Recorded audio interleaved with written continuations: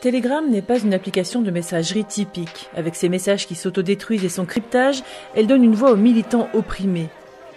Mais elle est également utilisée par des terroristes, des groupes haineux et des criminels qui vendent de la drogue. L'application a une histoire bien particulière. Le créateur russe de Telegram, Pavel Durov, est connu pour avoir tenu tête à Vladimir Poutine.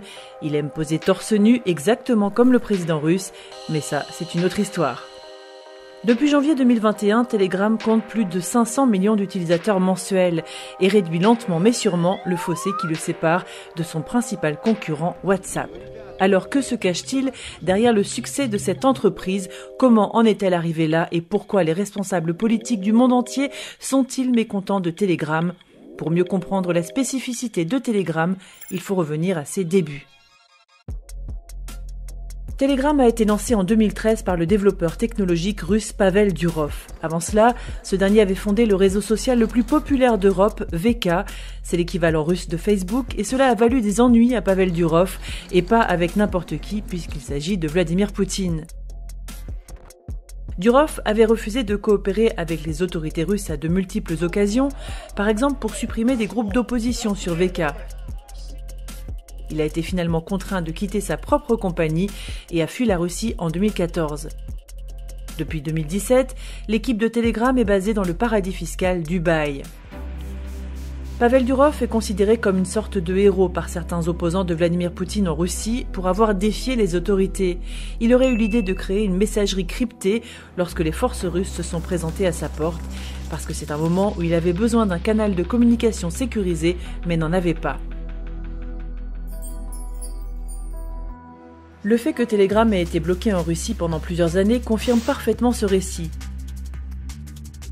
Car de nouveau, c'est parce que l'entreprise a refusé de coopérer avec les autorités étatiques, contrairement à d'autres plateformes sociales comme Facebook ou YouTube.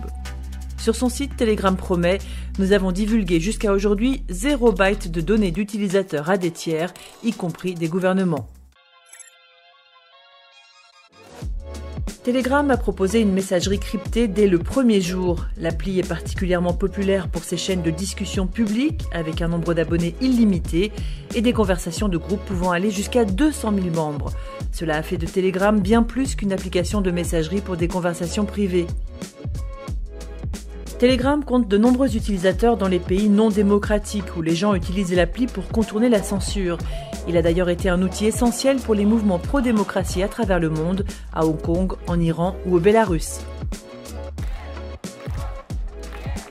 Pendant la contestation de 2020 au Bélarus, le gouvernement a bloqué temporairement l'accès aux sites web et aux services de messagerie, mais Telegram assure être resté opérationnel.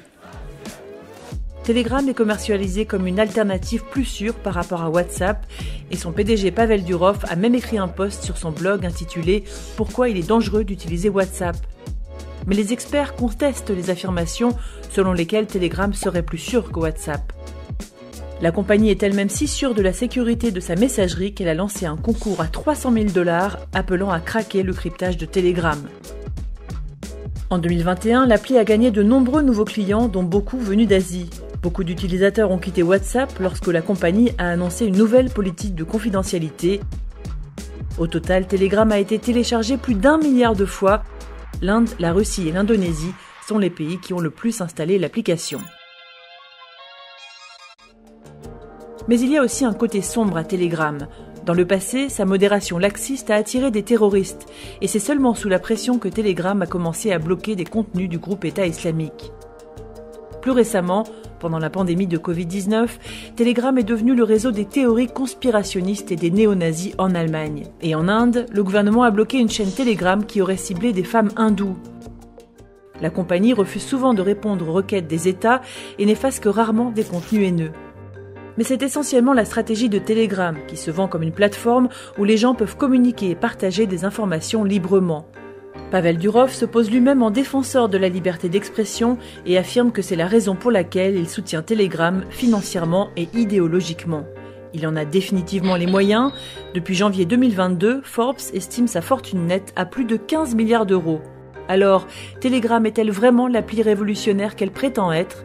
Qu'en pensez-vous ? Faites-le nous savoir dans les commentaires et abonnez-vous à notre chaîne si ce n'est pas déjà fait.